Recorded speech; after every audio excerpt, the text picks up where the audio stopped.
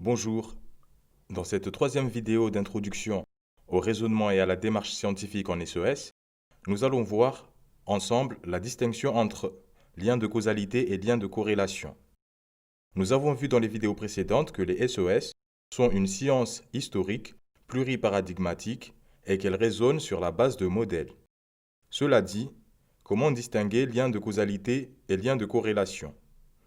Nous allons illustrer ces deux phénomènes par des exemples. L'illustration, c'est mieux pour comprendre. Nanana. On observe que plus les passants dans la rue portent un parapluie, plus on peut trouver des flaques d'eau sur la chaussée. On peut être séduit par l'idée d'établir une corrélation entre ces deux phénomènes. Corrélation qui serait juste. Plus les gens dehors portent des parapluies, plus une fois dehors en marchant, on est amené à éviter passer à côté des flaques d'eau pour ne pas tremper nos chaussures. Toutefois, y a-t-il un lien de causalité entre les flaques d'eau par terre et les parapluies déployés par les passants? Autrement dit, peut-on émettre l'hypothèse que les parapluies engendrent les flaques d'eau par terre? Je n'en suis pas si sûr. Et l'inverse, peut-on dire que les flaques d'eau poussent les passants à porter un parapluie?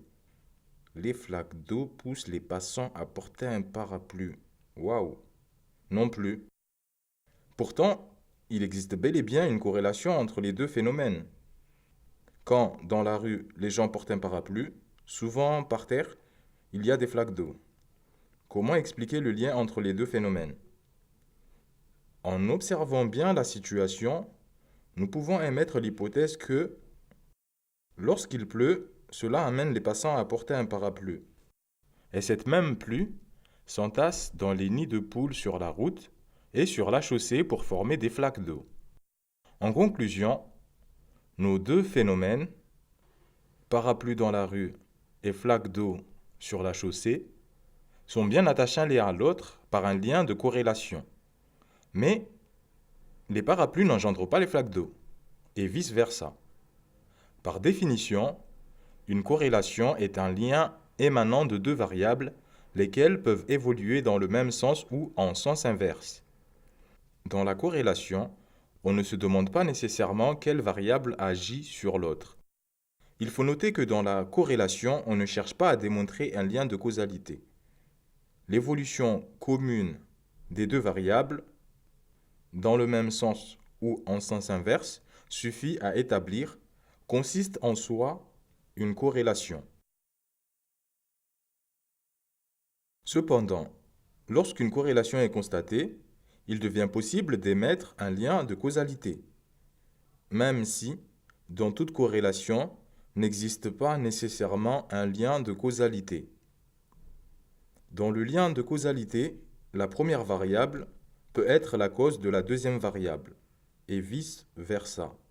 Prenons un exemple de lien de causalité entre deux variables, l'air et le ventilateur.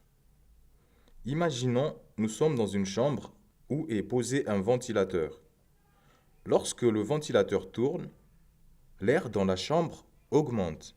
Et quand il est éteint, il y a moins d'air. Ici, nous pouvons relever la corrélation entre le ventilateur qui tourne et l'air dans la chambre. Et il existe aussi entre les deux variables un lien de causalité. Est-ce l'air ambiant qui fait tourner l'hélice du ventilateur? Non, je ne suis pas certain. Est-ce l'hélice du ventilateur qui augmente l'air? Ça, c'est plausible. Et évidemment, c'est ça. Une fois en fonction, l'hélice du ventilateur tourne et augmente l'air ambiant dans la chambre. Du coup, en plus de la corrélation entre les deux variables, il existe un lien de causalité, en l'occurrence, l'augmentation de l'air engendrée par la rotation à grande vitesse de l'hélice. Le ventilateur agit sur la quantité d'air ressentie dans la chambre. On peut noter que la première variable est la cause de la deuxième variable. Dans un lien de causalité entre deux variables, on peut noter que la première variable est la cause de la deuxième variable, et vice-versa. Il convient de noter que bien des fois, dans une corrélation, il existe un lien de causalité, mais que ce dernier peut être externe aux deux variables. Ce n'est pas A qui entraîne B, et ce n'est pas B qui entraîne A.